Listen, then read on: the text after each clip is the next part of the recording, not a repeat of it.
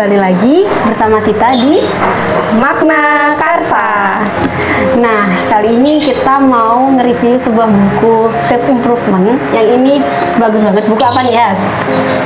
Tidak lain dan tidak bukan buku Mindset. Nah, ini buku Mindset ditulis oleh Carol S. Dweck, seorang profesor dan psikolog dari Universitas Stanford di USA ya. Ya, di USA. Nah, ini di sini bukunya dikasih pengantar oleh seorang guru besar kita juga dari Universitas Indonesia, Prof. Reno Kasawi. Nah, ini secara covernya seperti ini, teman-teman. Ini cukup menarik menurutku karena warnanya itu backgroundnya kan putih ya, putih sama biru itu secara apa ya? Secara dilihat itu kayak eye-catching gitu loh, kayak menarik banget. Dan ini buku lumayan cukup tebal ya, ada 300 Ya, hampir 400 halaman lah ya. 396, hampir 400 halaman kayak gitu. Nah, menariknya buku ini nih membahas tentang ya apa ya, kita sebagai manusia ya memiliki cara pandang itu yang bertumbuh gitu. Ini klasifikasi mindset dulu, Put. Iya, jadi ada mindsetnya itu ada mindset bertumbuh sama mindset tetap.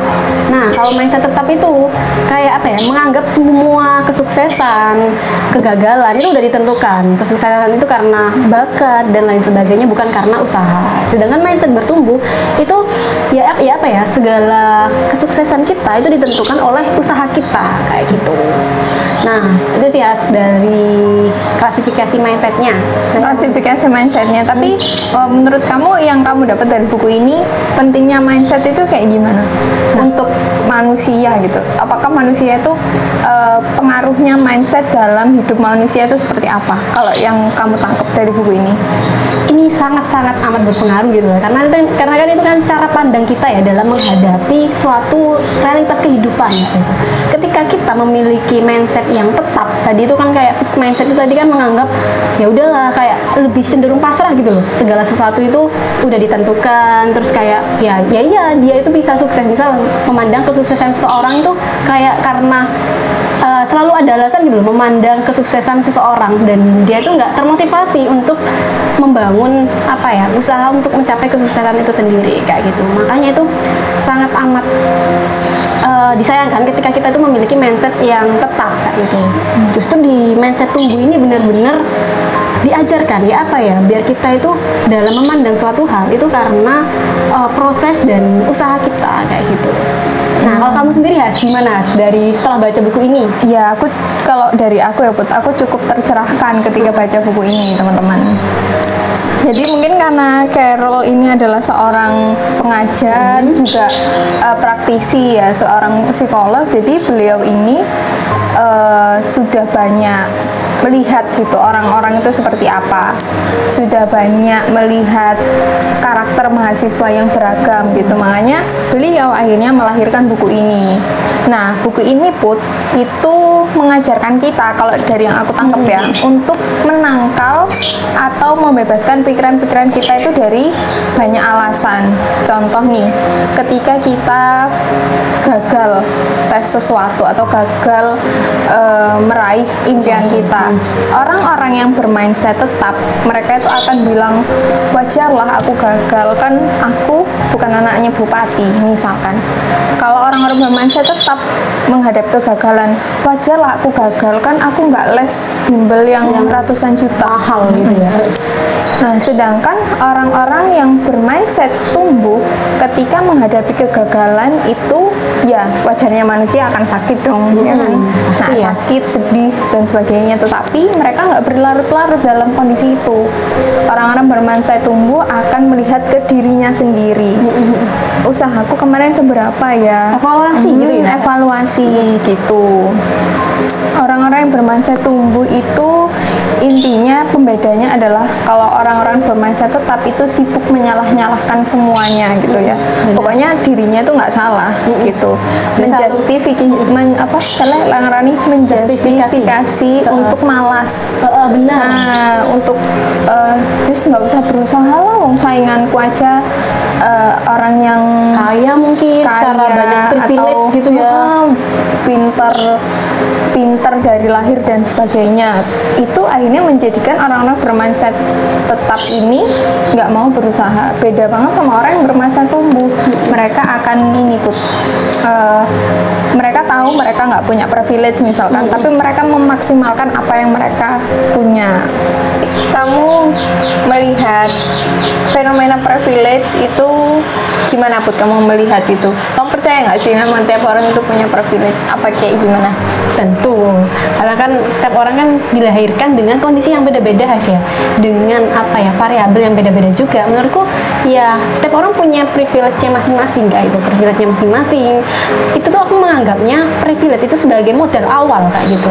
Emang setiap orang beda-beda, tapi privilege itu juga apa ya, bukan menentukan segalanya kayak gitu, tapi itu emang modal awal yang bisa kita kembangkan, dan setiap orang punya privilege yang beda-beda gitu sih aku mandangnya sih Has. Aku jadi kepikiran gini sih. Akhirnya ya Put, aku ngambil kesimpulan tuh akhirnya gini, orang-orang yang bermindset tumbuh itu mereka nggak akan fokus ke orang lain gitu. Mereka akan menerima diri mereka sendiri. Mereka paham, mereka misalkan ya bukan anak bupati, bukan anak presiden, atau misalkan orang tuanya nggak punya gaji 40 juta per bulan. Mereka menyadari itu, tetapi mereka mengupayakan segala yang mereka punya. Itu juga loh Bud, yang mungkin jadi masuk akal ketika kita nggak boleh membandingkan diri kita sama orang lain, karena gimana pun pasti startnya beda, gimana pun pasti keadaannya itu beda. Jadi gitu teman-teman, kita bukan berarti nggak percaya ada privilege ya, kita percaya ada privilege. Benar. Ternyata kamu juga percaya, aku juga percaya bahwa setiap orang itu beda, tetapi yang membedakan mindset tetap dan mindset tumbuh adalah mereka nggak Menjadikan alasan gitu. nggak menjadikan alasan itu. Mereka mengupayakan segala yang mereka punya gitu, sebisa yang mereka mampu. Benar. Gitu nggak sih? Iya benar, sepakat banget. Karena Dan- kalau ngomongin privilege itu ya ya emang ada kayak gitu, dan apa ya, jangan jadikan alasan privilege itu untuk ya kita ya udah stagnan gitu, terus maksudnya nggak mau melompat lebih jauh terus berjalan lagi kayak gitu. Dan ada kok orang-orang yang punya privilege lebih apa ya, lebih besar dan lain-lain, tapi fenomenanya nggak mau mengembangkan. Akhirnya kan ya sama aja, privilege itu kayak nggak apa ya, nggak jadi nggak ada gunanya, nggak ada akhirnya. gunanya gitu.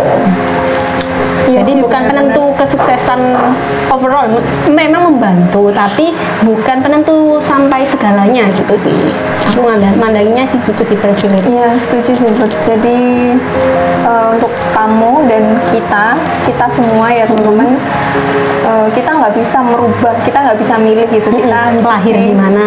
lahir di mana, hidup di lingkungan seperti apa, kita nggak bisa milih. Tetapi kalau kita percaya apa yang kita lakukan gitu, percaya bahwa tangan-tangan Tuhan itu akan membantu kita gitu ya Bud ya. Benar. Pasti selalu ada jalan yang insya Allah. Selalu ada jalan bagi mereka yang terus berusaha. Dan percaya dengan janjinya. Iya, siap. Gitu. Nah itu sih, nah ngomongin setelah privilege nih, quote favorit dari buku kamu Has? Kalau aku ada Put, bentar ya, ada di halaman 270. Nah bunyinya tuh gini, ketika masalah berkaitan dengan perilaku atau hubungan mereka, anak-anak dengan mindset tetap merasa dihakimi, sementara anak-anak bermindset tumbuh merasa dibantu. Jadi fokusnya adalah ketika diberi kritik, ketika diberi saran, orang-orang bermindset tetap itu mikirnya kemana-mana gitu loh. Oh, orang itu nggak suka sama aku kayaknya ya, aku kok salah terus ya, gitu. Ini banyak kurangnya dan lain sebagainya. Terus sedangkan orang yang bermindset tumbuh itu malah merasa dibantu. Wah, alhamdulillah nih ada yang menilai aku gitu, akhirnya aku Bahagia gitu. bisa perbaikan diri.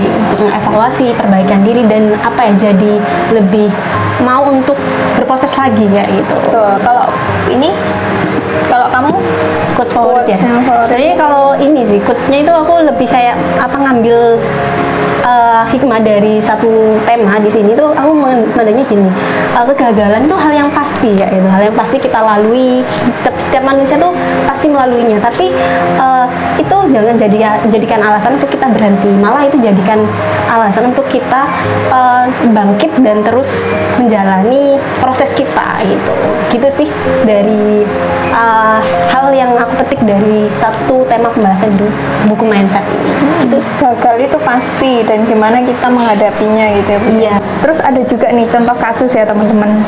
Ini mungkin banyak yang relate ya.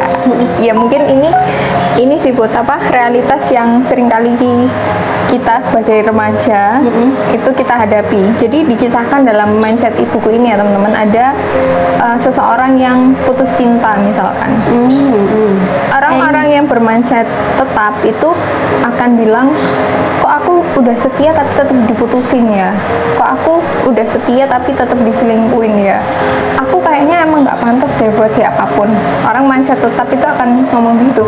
Sedangkan orang bermindset tumbuh, ya aku udah setia gitu ya, aku udah mencintai dengan tulus, kalau misalkan aku ditinggalkan ya itu sakit, tetapi kabar baiknya adalah aku nggak perlu menghabiskan lebih banyak waktu dengan orang seperti dia gitu Put. Jadi selalu bisa melihat ini ya Sia, sudut pandang yang lain gitu loh dari setiap kegagalan yang ditemui, Kejadian, rasa kejadian yang sakit. ditemui, kayak gitu. Nah ini makanya bagus sih menurutku, ini kan apa ya, hal yang paling mendasar gitu loh buat diri kita semuanya. Buat ini cocok banget kan buat kita sebagai generasi muda, buat karena ini juga ada mindset untuk dalam hal menjalin hubungan, terus juga dalam menjadi orang tua ya, ada juga nggak sih? Benar. Jadi ini banyak tokohnya di sini teman-teman, banyak fase hidupnya. Jadi di sini juga dijelaskan bagaimana ketika kita menjadi orang tua, bagaimana ketika kita menjadi pelatih atlet, bagaimana ketika kita menjadi pemimpin perusahaan, organisasi. Nah, cara-cara mindsetnya itu dijelaskan dengan jelas di sini, gitu teman-teman. Jadi apa ya, buku ini benar-benar mengajarkan kita yang diperbaiki tuh dalamnya kita dulu gitu loh. Mindset itu kayak ini nggak sih, Bud? Kayak state of mind apa? state of mind prosesor ya kalau di komputer ya. Iya. Ya pokoknya itulah Intinya ya. Jadi Yang mempengaruhi segala hal. mempengaruhi segala hal. Karena mindset itu ya sesuatu yang nggak kelihatan kan, mindset itu, tapi itu sangat berpengaruh. Sangat mempengaruhi hidup kita gitu. Semuanya kan semuanya bisa terjadi karena cara pandang kita gitu. Jadi buku ini cocok untuk siapapun kamu, apakah kamu adalah mahasiswa yang masih giat-giatnya belajar, atau dedek-dedek SMA juga cocok ya Put ya, atau yang kayak kita barusan lulus kuliah, terus semuanya kayaknya cocok juga ya. Yang mamah-mamah muda, papa-papa muda juga disarankan, atau sekarang yang merintis bangun startup, kakak-kakak kece yang ya kan sekarang banyak startup gitu ya, sangat direkomendasikan buku ini itu. Oh iya sih, selain kelebihan buku juga ada kekurangannya ya. Kalau dari aku tuh mungkin karena dia ini agak besar, jadi kurang ramah gitu loh kalau di bawa traveling gitu. Terus karena buku terjemahan juga, dan ini mungkin dalam tanda kutip problemnya buku terjemahan ya, itu banyak kata yang kayak diulang-ulang dan belibet gitu loh. Udah sih itu aja, selebihnya buku ini sangat recommended gitu untuk dibaca ya. Oke gitu teman-teman. Barangkali ada yang pernah membaca buku ini, boleh komen di bawah. Oke, itu aja. Apalagi dari Putri? Udah sih kalau dari aku. Oke, terima kasih teman-teman ya. Kita ketemu lagi di Video selanjutnya. dadah. Semoga bermakna. Semoga bermakna.